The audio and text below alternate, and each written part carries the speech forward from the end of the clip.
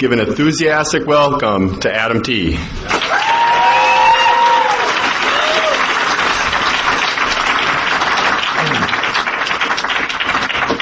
My name's Adam. I'm an alcoholic. I'd like to first thank the committee for asking me to come and speak. It's an honor and a privilege to be asked to participate in Alcoholics Anonymous. Ultimately, it's a responsibility to give back what was so freely given to me. I want to welcome you guys that are new. If you're trying AA one more time, if perhaps you don't think this will work for you, if you don't want to be here, I didn't want to be in AA. I didn't aspire to this. I hated all you happy people. And, I stood up as a newcomer for 17 years. It became ridiculous. And, I had so many key tags and chips. I could have played poker with them. It was ridiculous. And, I don't mean to be funny, but I did that walk of shame over and over and over. And, I know the old timers were judging me, if you're new, we're judging.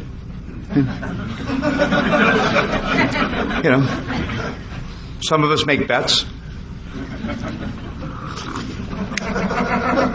I love it when they say, don't judge anybody. You ever hear that? Don't judge anybody in AA. You ever hear that? 5 minutes later, they're telling you to stick with the winners. Right? You hear a lot of stuff like that that's not in the big book. Don't make any major decisions in your first year. Have you guys seen the third step?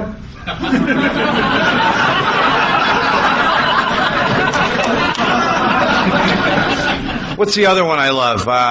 Don't get in a relationship in your first year. No one knows if that works. No one's ever done it. But the one I love is God doesn't give us more than we could handle. And if that was true, I wouldn't need God's help. And the longer I've been in Alcoholics Anonymous, the longer I've been separated from alcohol, the more that I've come to terms with the fact that I absolutely do need God's help.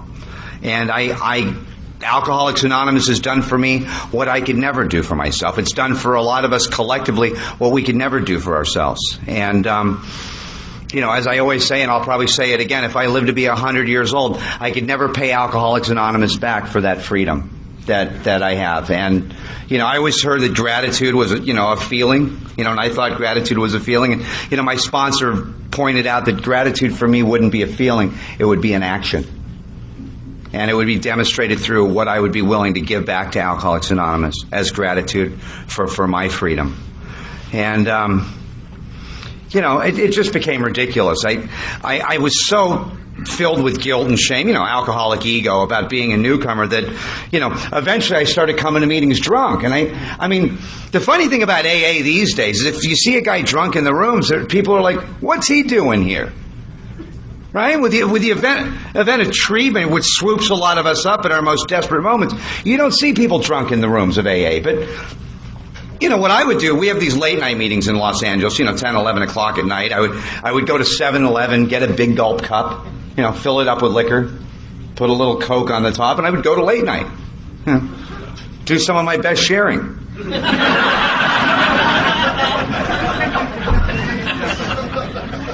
And they didn't think it was funny. They weren't laughing. And then eventually, and this isn't a plug for treatment, but I started going through treatment centers. I heard the first speaker talk about going to treatment. And, by the time I finally got sober, I'd gone through treatment 28 times. And I remember, telling my sponsor I went through treatment 28 times. I was hoping that would get rid of the guy, loser. And he said, that doesn't make you an alcoholic. And I thought, you're kidding. He says, no, it means you paid $500,000 for a big book. I didn't think that was funny. And I'm not going to start citing pages tonight out of the big book of Alcoholics Anonymous. But page 101 of the big book says any scheme that attempts to shield the alcoholic from temptation is doomed to failure. See, treatment was a great place to fatten me up for another run. But treatment never solved the problem. And I always thought the problem was alcohol. And a guy said to me, Adam, if that little bottle of Jack Daniels, that little drink, if that's your problem, he says, you're probably not an alcoholic. And then in the very next breath, he said to me, if you are an alcoholic, the type that's described in the doctor's opinion in the big book of Alcoholics Anonymous, your problem isn't alcohol. And it took me another decade to understand what he was trying to tell me, because it was obvious from the time I was in junior high school that I couldn't live with alcohol. Drooling on my desk, pissing in my pants. Even from that age, everyone could see that I couldn't live successfully with alcohol. But as an alcoholic, the greater aspect of this disease is the very fact that I can't live without alcohol. And I have a mind that always takes me back to a drink. The alcoholic mind.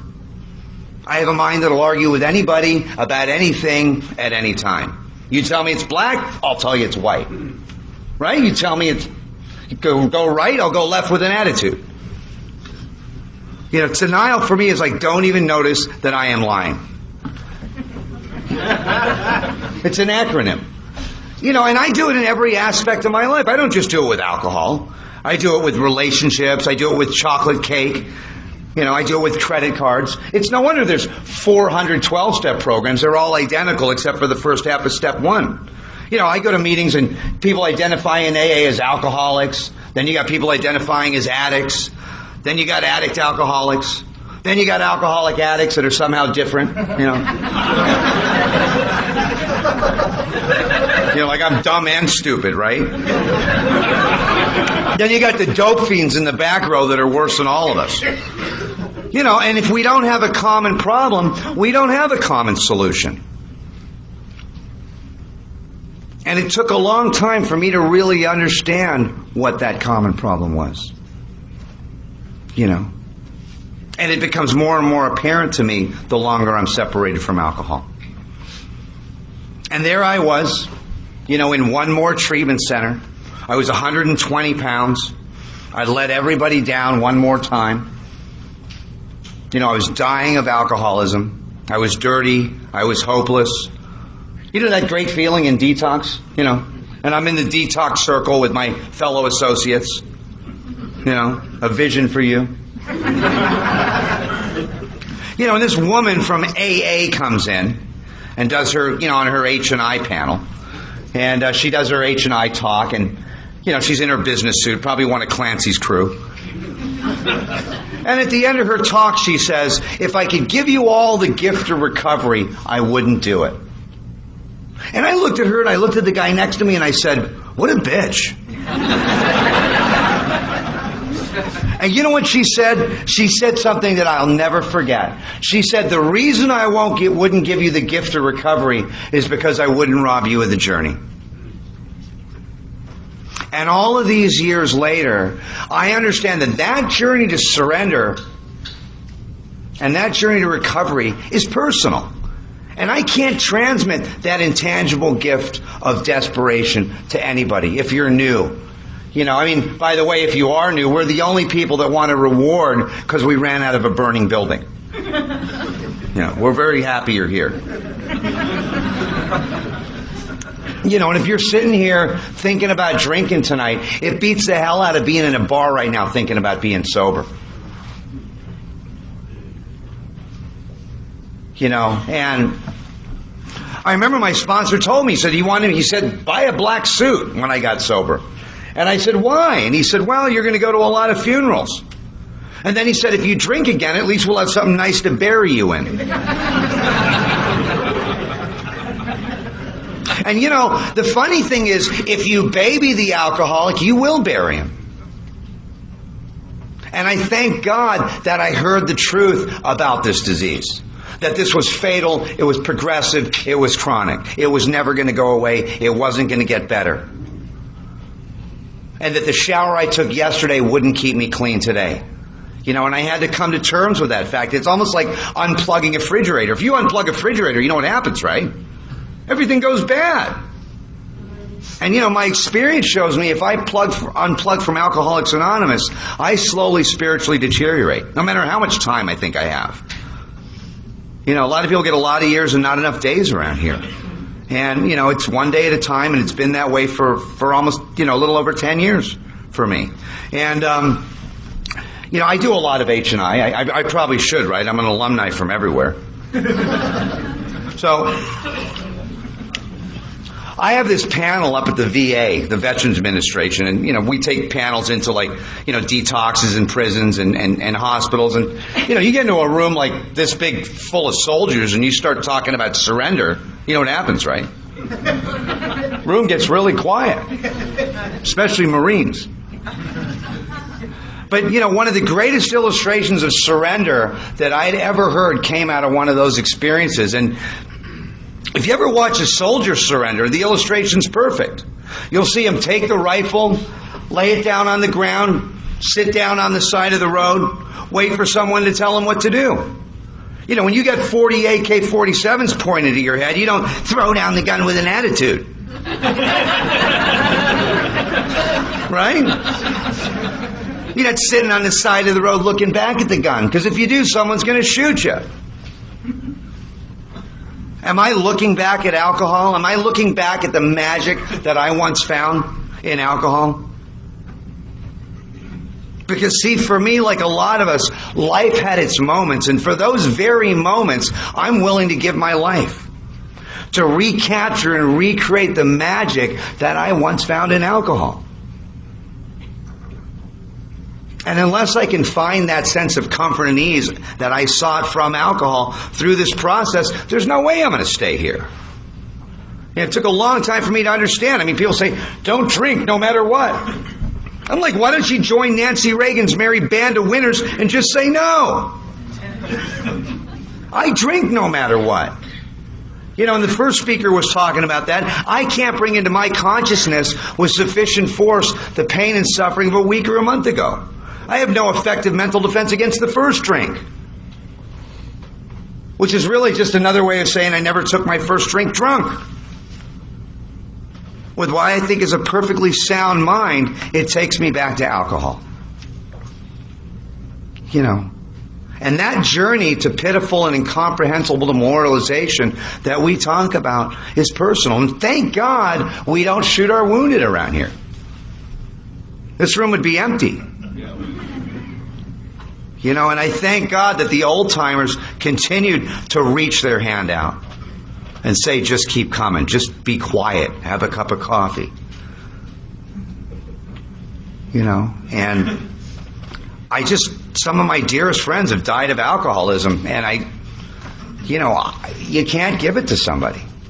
I wish I could give that gift of surrender to you if you're new. And, for me, there was a direct relationship between willingness and surrender. You'll never see anybody more willing to work the program of Alcoholics Anonymous than the guy that comes crawling in the room after a long, hard run. He'll do anything, right? 90 meetings in 90 days. He'll take a commitment. First day out of detox, he wants to take the coffee pot home. Right? That's how we lose half our literature. And that same guy, 30, 60, 90 days later, is looking at me saying, you mean we got to go to meetings every day? And like a prize fighter that throws in the towel, what I would do is I would take that towel back one little piece at a time, over and over and over again. And I came to understand, for me, like a lot of us, that there's a huge difference between the act of surrender that gets the newcomer into the room of Alcoholics Anonymous over and over and over again, and the state of surrender that's keeping the old-timers here. It's a completely different concept. It's kind of like watching a swan glide across a pond of still water. It looks so graceful. It's so effortless. It's so beautiful. But you know what's going on under the water, right? He's paddling like hell. And if you're new, we have a chapter in the big book of Alcoholics Anonymous, Into Action. We don't have a chapter into feelings. There's no chapter into thinking. We ought to have a chapter into whining from the podium. And what happened to me, like a lot of us, is I became willing to set aside everything that I thought I knew about AA, about God, about the 12 steps, so I could truly have a new experience with this. And that was very difficult for me to really understand my experience, and everything that I thought I knew was really a wedge between me and freedom.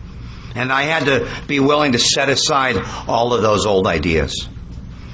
And as an alcoholic, there was a huge difference between compliance and surrender. There's a guy by the name of Dr. Harry Tiebout, who's one of the contributing members to some of our original literature, and you can look him up on the internet. And he talks about the difference between compliance versus surrender. And I've been in compliance with Alcoholics Anonymous for years, doing it for sober living, doing it for the judicial system, doing it for the parole department, doing it for family services. I mean, where I live, they do it for the trust fund.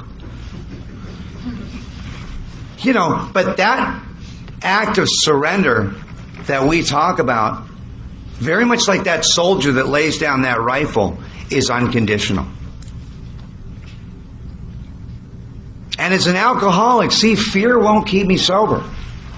Getting a third strike, living on the street, being homeless, losing my career, throwing away my education. Did scared straight work for you guys? That went right over my head. Now, the big book talks about the problem drinker, right? Completely different character. Problem drinker is someone that can stop or moderate given sufficient reason. Huge difference between a problem drinker and a real alcoholic. You get a problem drinker and a real alcoholic in a drunk tank for, say, drunk driving, you got two completely different philosophies going on. You got the problem drinker on one side of the cell thinking, why did I drink so much last night? I knew I shouldn't have drank so much. Real alcoholics on the other side of the cell thinking, why did I take the 12?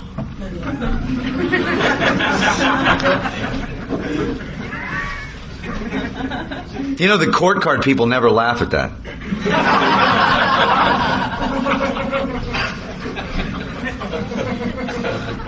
Things might have been different.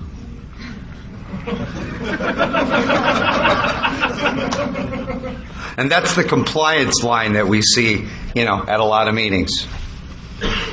And I had a court card for 5 years. I had a court card. And, I wasn't ready until I was ready. And no one could give me, that gift of surrender. If I really look at it, problem drinker's wife says, if you don't stop drinking, I'm leaving you. Problem drinker cleans up his act, right? Doesn't drink in the house. Gets a little Visine.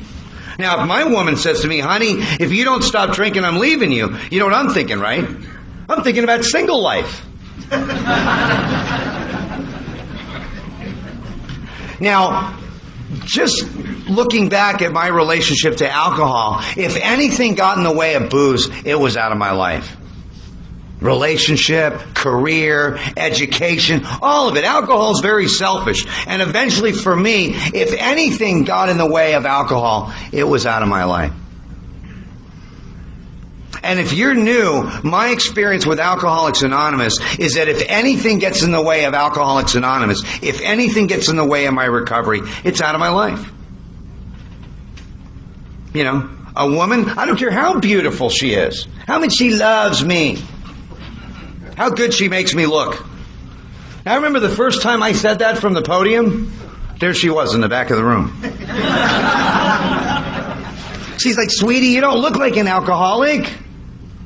Why do you got to go to all those meetings? You're not speaking again, are you?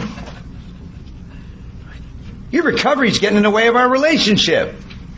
A couple months later, we're having Thanksgiving dinner. I'm at the head of the table all dressed up. And I'm with her family. Out comes the exotic wine. And she's like, sweetie, you can have a glass of wine. It's just one glass of wine. 4 more rehabs. I know, I stole her purse that night.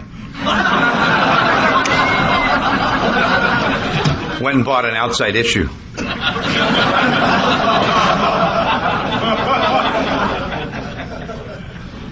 And she came to detox with a get well card. And I did it to her like 3-4 more times. For her, a slip was 5 minutes of compassion.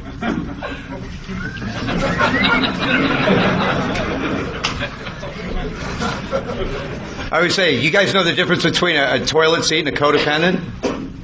The toilet seat doesn't follow you around after you poop all over it.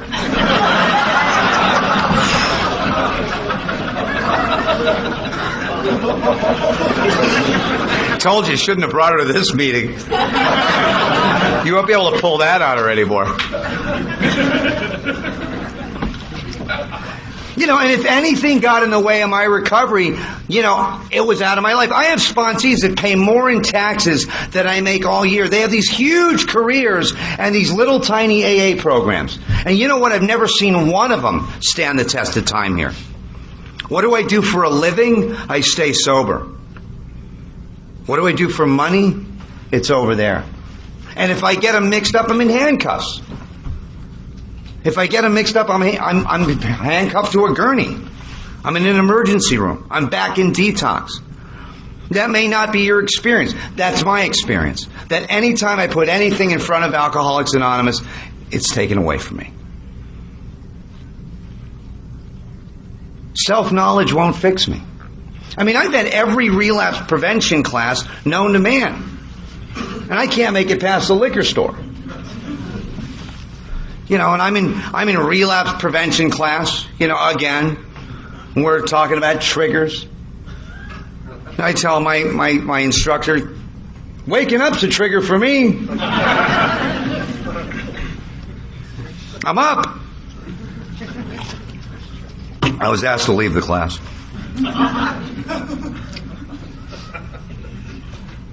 And there I am one more time behind a dumpster on Skid Row, drooling on myself, reciting chapter 5 out of the big book.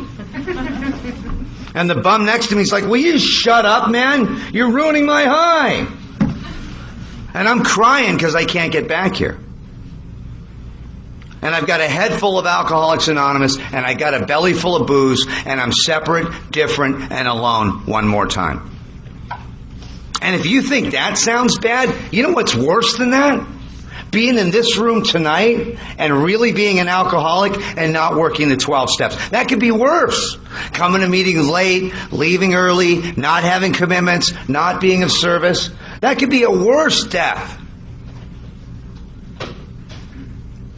That's why I always try to address the person in their last 30 days. We never recognize the guy in his last 30 days.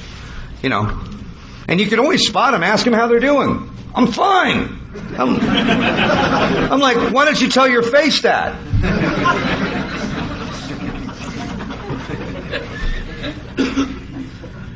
And it's tragic because we always hear about it later. So-and-so blew his brains out or committed suicide or drank again.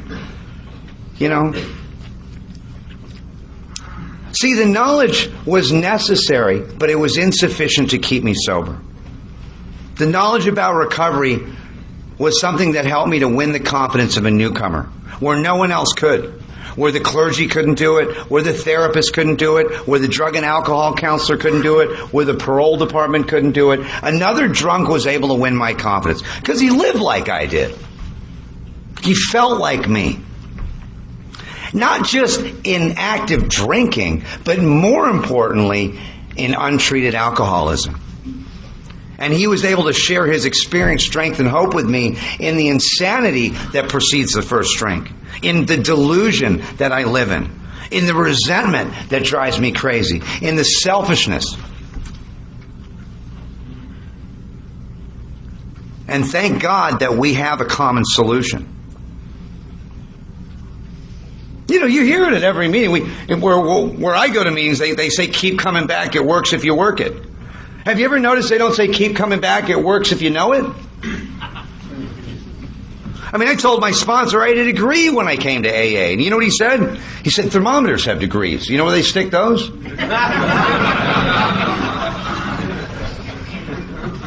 Vicious. Oh, just play the tape through. That's another one I love. Just think it through. I'm driving my brand new car down the freeway past Skid Row. I live in a big city, and I think about Skid Row, and you know what my head tells me? Skid Row wasn't that bad. Just give me a toothless honey in a cardboard box. I can make it on Skid Row. Where I live, it's warm. And that's insanity. I always thought insanity was doing the same thing and expecting different results. Isn't that what most people say in AA? That's not the insanity I deal with. I have another type of insanity. It's doing the same thing, knowing exactly what's going to happen, and doing it anyway. At least the other kind of insanity, doing the same thing and expecting different results, at least there's some hope there.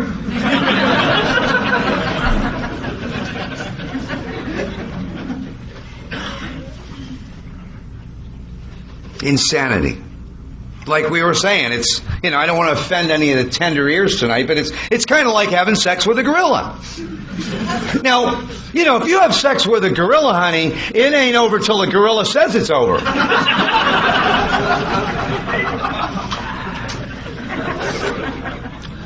You get the gorilla back in the cage, you know what happens, right? Starts looking at you again with those loving eyes.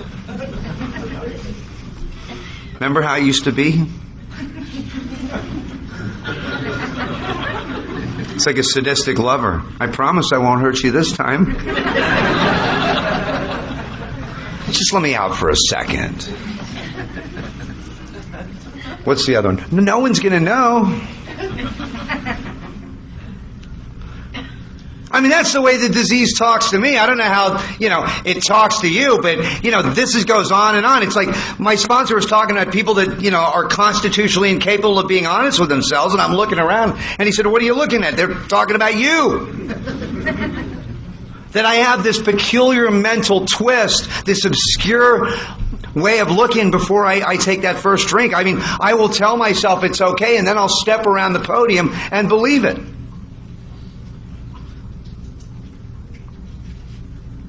And I have to stay aware of that truth. And I have to be very clear on that. And thinking it through won't work for me. It reminds me of this story of a guy we were talking about hunting today. And, this guy gets a rifle for his birthday. And it's his lifelong ambition to shoot a polar bear. So he flies up to Alaska and, he sees a bear, and, he's got his new rifle, so he shoots the bear, and he goes over to check out his kill. There's a tap on his shoulder. It's a bigger polar bear looking down at him. Says, you know what? You just shot my son. You got two choices. You either let me have my way with you, or I'm going to maul you to death. A couple weeks later, he's healing up in the hospital. Now he's got a resentment. So, he gets a little better. He flies back up to Alaska. He's going to get the bear, right? He's healed up. Goes to the same spot. He sees the bear. Takes his shot. Goes over to check out his kill. Tap on his shoulder. Bigger polar bear looking down at him. You just shot my uncle. You got two choices. Either let me have my way with you, or I'm going to maul you to death. Back in the hospital, healing up again.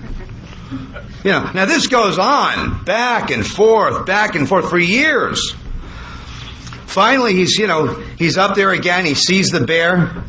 He takes his shot, goes over to check out his kill. Tap on his shoulder. It's the king of the polar bears looking down at him. The king of the polar bears says, we've been watching you.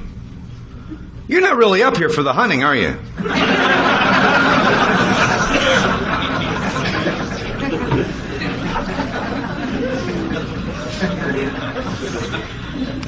And that's the kind of insanity that I deal with alcohol. And we talk about driven by 100 forms of fear, self-delusion, self-pity. It's almost like driving cattle. When you're driving cattle, you have, horsemen on the four corners of the herd. And it's like, when you're in the middle of that herd, you don't know you're being driven into the slaughterhouse. Driven by resentment, by selfishness, by self-pity, by delusion. And I just couldn't see that. I couldn't see the truth about that. And the longest bridge that I ever crossed, the longest journey that I ever walked, was that little tiny hyphen between the first and second half of step one. And really understanding what unmanageability is. You know, because we hear it in chapter 5. Every time you read chapter 5, you hear it. Our personal adventures before and after make clear 3 pertinent ideas, right? A, that I'm an alcoholic and I can't manage my life. B, that no human power, not even Clancy, can relieve my alcoholism. And C, that God could and would have sought. And I'm thinking, before and after what? What are they talking about? And for me, it's before and after I put down a drink. See, the problem drinker comes into AA and thinks unmanageability is based on drinking. If that's true, stop drinking. But my experience shows me when I'm not drinking, I have a whole nother set of problems. And there's guys I drank with that have the same phenomenon of craving that the doctor's opinion talks about. And as soon as they put down the drink, something magic happens. They fit in again. The career welcomes them back. They come to meetings once a year, never work a step, and their life gets consistently better. They've been serene since their ass hit the seat in AA. That's not my experience. My experience, every time I stop drinking, the first thing they say to me is, "Boy, you need to be on medication. Why are you so angry? Why are you so emotional? What's wrong with you back there?" You know, I'm crying at dog food commercials. When I'm not drinking, I have a whole other set of problems. They're outlined on page 52 of the big book. When I'm not drinking, I'm a prey to misery and depression. When I'm not drinking, I can't control my emotional nature. When I'm not drinking, I'm full of fear. When I'm not drinking, I can't manage my personal relationships. Sound familiar? When I'm not drinking, I'm basically unhappy. When I'm not drinking, I'm of no use to other people. And the way that plays out for me in untreated alcoholism is I don't fit in, I'm not part of, you don't understand me, everybody's in my way, life's not fair, they're not treating me right, I'm underappreciated, they're not paying me enough, she's cheating on me, I gotta drink.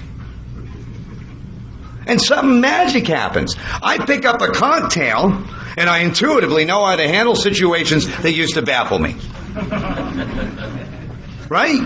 Give me a couple more drinks, fear of people and economic insecurity leave me, I'm buying the whole bar drinks. Hell, I'll write you a check. Not only am I getting better looking, honey, you're getting better looking. You give me a couple Vicodin, I could comprehend the word serenity, and I know peace. Give me a little cocaine, I want to start a business with you.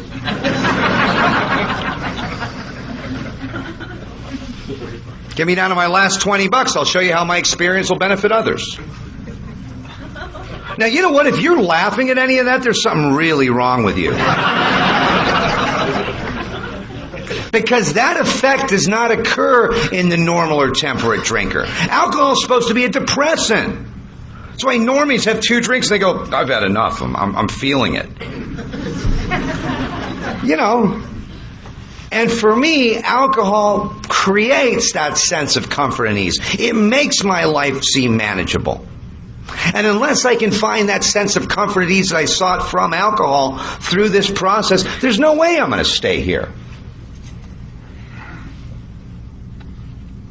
And there's a relationship between God and alcohol. What it says in the promises is we suddenly realize that God could do for us what we could not do for ourselves. Didn't some of us suddenly realize that alcohol had done for us what we could not do for ourselves? And you can see that relationship between God and alcohol by substitution in the promises. You know, you get into the ghettos in this country where everything's been burned to the ground, there's always 2 things that stick out. Churches and liquor stores. You know why? Because they both give man hope. And if you're a newcomer, you know, when we wish you the gift of desperation, you know, that gift of hopelessness, where everything that I call self-reliance had failed me, had to be burned to the ground for me to become willing to take actions here that I didn't believe in.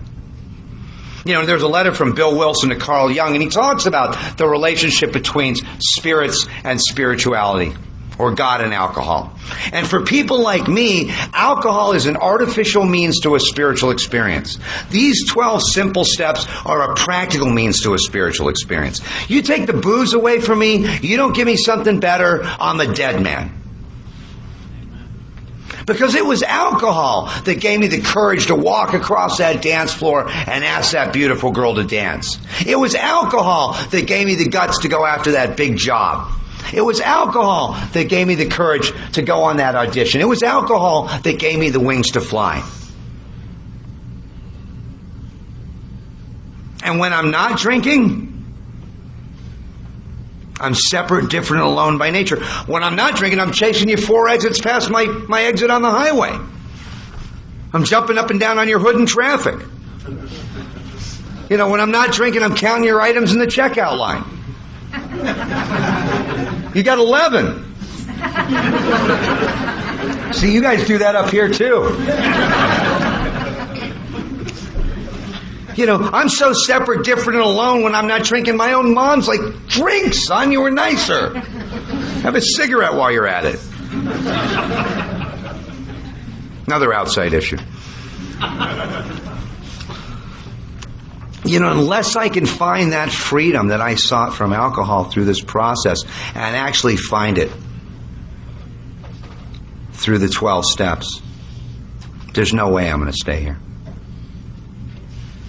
You know, it's like we're on a train, and the train goes to one place. The train goes to jails, institutions, and death. That's the only place it goes. Now, right now, we're at a station. But my experience shows me that without this process and the 12 steps, I will get back on that train again. There's a guy named Chuck C., and he said the real problem here isn't alcohol. He said the real problem is a conscious separation from God.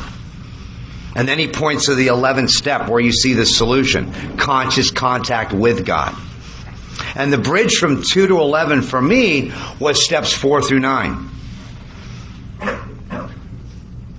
You know, and I became willing to take those actions that I didn't believe in. Maybe what they should say in AA is, rarely have we seen a person fail that's done steps 4 through 9. Rarely have we ever seen anybody do 4 through 9. What I do is the notorious AA waltz. 1, 2, 3, drink. 1, 2, 3, drink. And I'll turn my will and life over to anything but that which will solve my problem. That's why we always say, if you want to hide something from a newcomer, you know where to put it, right? Stick it in the literature. They'll never find it. There's only one thing alcoholics do in moderation. You know what it is? The steps. And that's a tragedy. You know, and I had to come to terms with what he meant by a conscious separation from God. And it was simple. I didn't want to pray to God. You know why? I didn't want God to find out where I was. And a lot of us are like that. I mean, we have a chapter in the big book of Alcoholics Anonymous, We Agnostics. Have you noticed we don't have a chapter, We Believers? And I slowly had to look at those old ideas that were blocking me.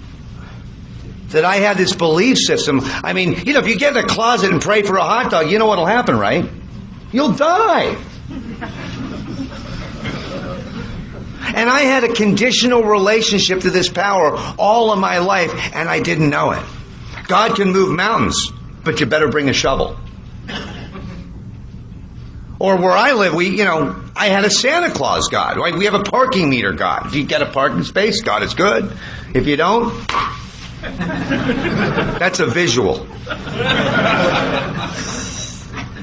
And I don't mean to be offensive, but I had a conditional relationship with this power. I tell my sponsees, don't pray for women. God's not a pimp.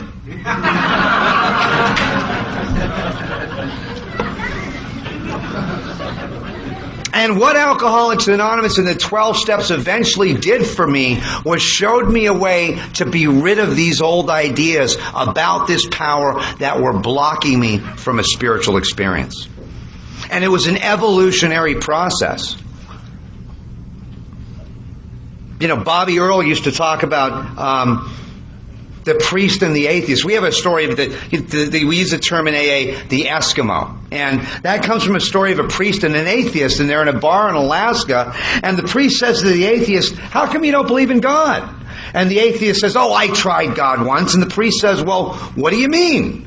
And the atheist says, "Well, I was in a blizzard. I was walking around in the snow, and I was lost, and it was dark, and I knew I was going to die. So I got on my knees, and I said, 'God, if there's a God, help me. I'm going to die.'" And the priest looks him right in the eye, and he says, "Well, you're sitting here. You must believe in God." And the atheist says, "You don't understand. Right after I got off my knees, I bumped into this Eskimo, and he showed me a way back into town."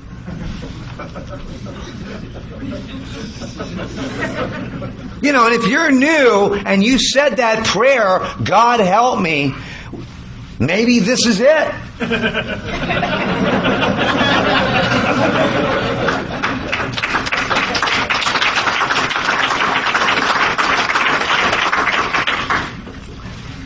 There's a poem in Notre Dame. It says, "I sought my God I could not see. I sought my soul I could not free. I sought my brother, and I found all three."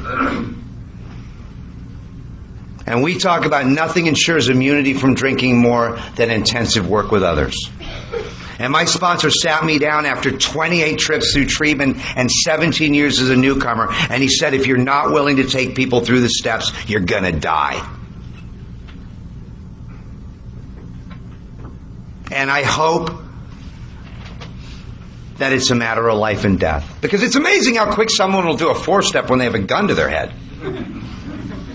You know, like my friend said, it took him, 2 years and a day to write a 4-step. 2 years to worry about it and a day to do it.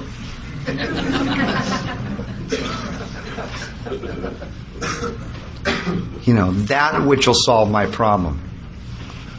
And, it was the bridge for me from faith to trust. There's a huge difference between faith and trust. It's like if there was a high wire, across the room, like a high wire between two buildings, and, a guy came out pushing a wheelbarrow across the high wire. We don't look up at him and think, "Oh, he'll probably make it." That's faith. You know what trust is? You get in the wheelbarrow. And that wheelbarrow for me was steps 4 through 9. That I became willing to take actions that I didn't believe in. And Wilson talks about me being the actor, trying to be the director, forever trying to arrange the lights, the ballet, the scenery, and all the players, if only people would do as I wished. But what I never considered in that scenario is, like a play, I had given God a role in my play. And when God didn't meet my finite human expectations, what I did is I slowly became separate from that power. And what Alcoholics Anonymous has done for me, like a lot of us, has shown me a way to be rid of those old ideas. You tell a 5-year-old kid, "I want you to go in your room and straighten out your room." He doesn't want to do that. You tell that same kid, "I want you to go in your room and I want you to throw out all your old stuff and we'll take you and buy you new stuff." How long would that take? At some of these we balked.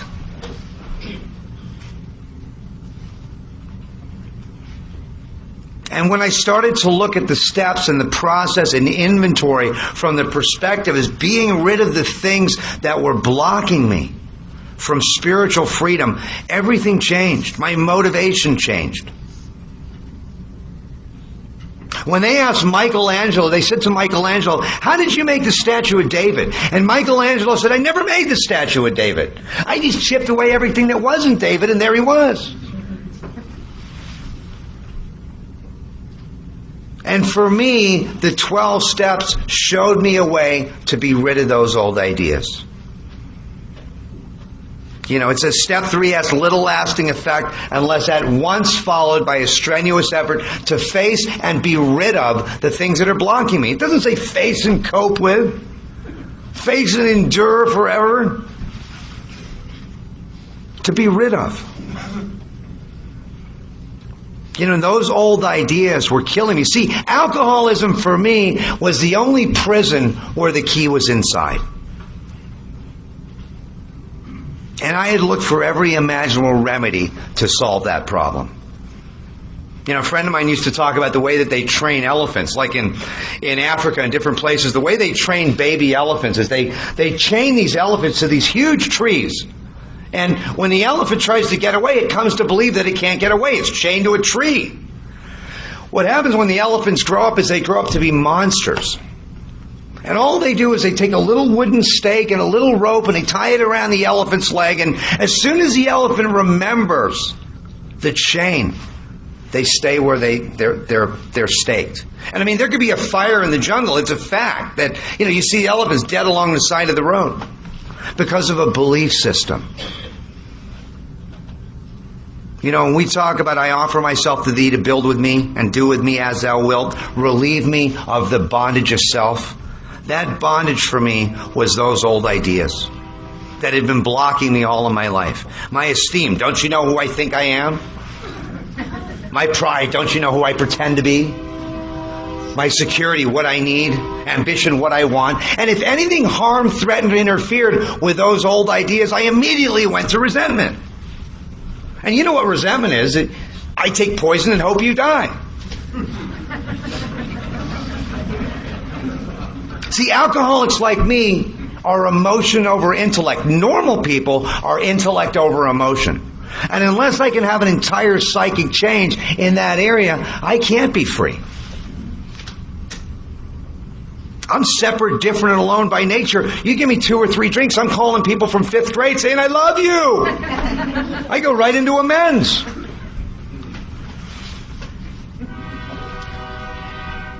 And this process for me, like a lot of us, showed me a way to be rid of those old ideas. And rid of is synonymous with remove in step 6 and 7. So this guy comes up to his sponsor and he says, I was in a restaurant last night and I paid with a 20 and the waitress gave me change for a 50 and I don't know what to do. So the sponsor says, you should give the money back. The girl could lose her job. So he gives the money back. A couple weeks later, the sponsor and sponsee are having dinner and the sponsor pays with a 50 and the waitress gives the sponsor change for 100. Sponsor puts it right in his pocket. So they get outside the restaurant, and that's what the sponsor said. He couldn't believe it. I saw that. She gave you too much money. Why didn't you give it back? Sponsor looked him right in the eye and said, it bothered you.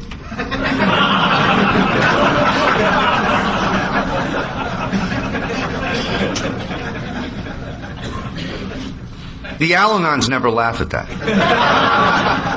But the reality is what happened to me, like a lot of us, through the 12-step process, is I was slowly able to be rid of those old ideas, and I was slowly able to look at the things in myself that were objectionable. And when I admitted to God, to self, and to another human being the nature of my wrongs, and I was able to see it, it started to become objectionable to me. And they say it, if you don't change around here, your sobriety date will, right? But my experience shows me that I can't change. My experience I'm working on my defects. It's like I can't seem to work on them without God's help. And just like I came to a surrender with alcohol in step 1, I eventually had to come to another form of surrender. With gluttony, with greed, with pride, with envy, with sloth, with anger. So I put down the drink, and what do? I pick up the fork. Next thing you know, I can't see my feet. And I'm in liposuction. That's gluttony. Then I pick up the credit card. I put down the fork, I pick up the credit card. I'm going to fix what I did with the fork with the credit card, right? And then I'm in bankruptcy court on my knees in 6 and 7, saying, God, I can't live like that. Then I start acting out in the rooms. Can't go to that meeting again. Can't go to that meeting again. And it's like I can play musical poisons all day long in the first step and never really address the problem. What the big book says is when we straighten out spiritually, we straighten out mentally and physically. And I remember my sponsor said to me, he said, what do you want from Alcoholics Anonymous? And I grew up in Malibu. I said, I want a yacht and a Learjet. I had an ego. And you know what he said to me? He said, if you work steps 4 through 9 and you consistently live in 10, 11, and 12, what you'll get is a quiet mind and a loving heart. And I looked at him and I said, what do I want that for? But you guys know what the opposite of a quiet mind is, right? It's a mind that won't shut up. It's a mind that's up at 3 in the morning telling you you're a loser. You're fat. You know that job you got? They're going to do the background check on you. It's telling you right now your girlfriend's with her ex while you're here at this event. You better check your text messages. It's the mind that's up 5 minutes before me every day telling me you're a loser. You don't need to go to these meetings. And what's the opposite of a loving heart? It's a vindictive heart. It's a prejudiced heart. It's a resentful heart.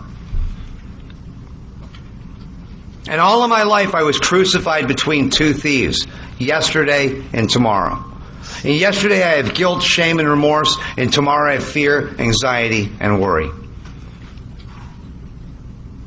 You know, and the reality of the inventory is resentment deals with my past, fear deals with my future, and conduct deals with the present. And our spirits are kind of like a body of water. When they're perfectly still, they best reflect the heavens. Now, I know how to get there with a bottle of liquor. But again, unless I can find that sense of comfort and ease that I sought from alcohol through this process, people like me won't stay here.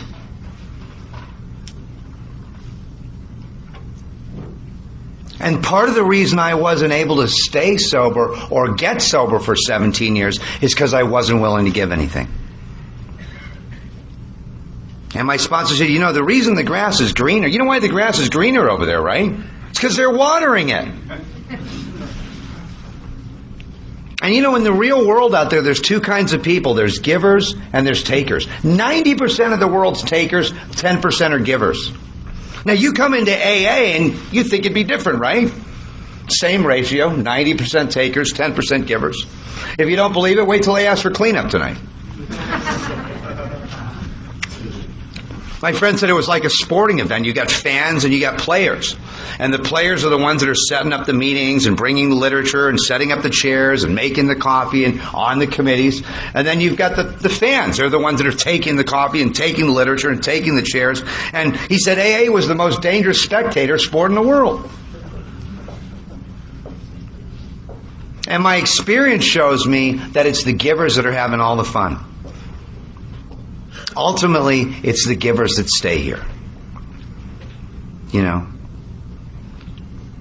And I don't know where that change happened in me. That somehow I went from total and absolute selfishness to having a servant's heart in Alcoholics Anonymous. But I guess it was through some divine intervention that I can't put my finger on. But I became willing to give something back anytime I'm asked. You know?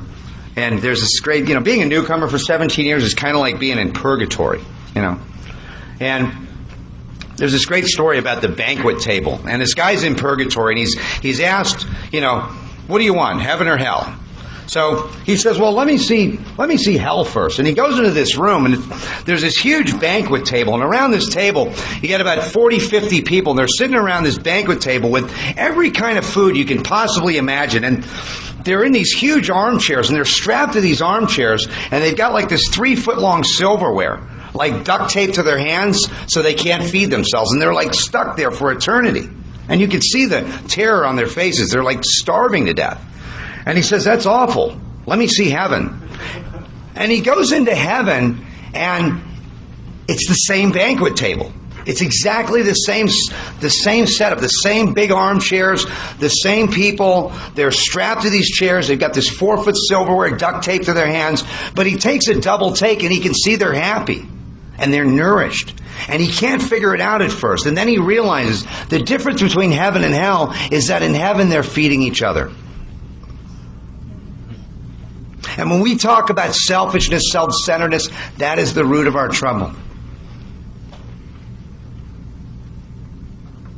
You know, it became a matter of life and death for me.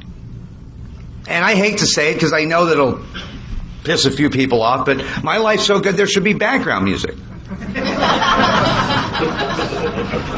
And that's a product of staying in 10, 11, and 12.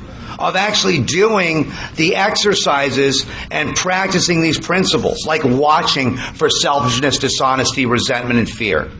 Asking God to remove them, discussing them at once, turning to someone I can help, continuing to live in 11 and pray for God's will, and being of service. And through that, what happened to me is I found a way to navigate around the drama. I found a way to pause when agitated. I found a way to match calamity with serenity. I found a way to stay in fit spiritual condition. And if someone did to me what I did to myself, I hate to say this, it's strong language, I would have killed them. If someone did to me what I did to others, I would have killed them. And when I came in these rooms, you think I wanted to pray? I thought God had been watching. Those three relationships with God, with self, and with others had been destroyed. Like a lot of alcoholics, I was bankrupt in those three areas. If you really look at the 12 steps by design, steps 1 through 3 recreate and develop a relationship with God. Steps 4 through 7 recreate and develop a relationship with self. Steps 8 and 9 recreate and develop a relationship with others. 10 maintains my relationship with self. 11 maintains my relationship with God. And 12 maintains my relationship with others. So for the first time in my life, I'm able to live in harmony in those three simple relationships. There was a great spiritual teacher, and he was asked, what's the most important thing of all your teachings? And he said, love God with all thy heart and love thy neighbor as thyself.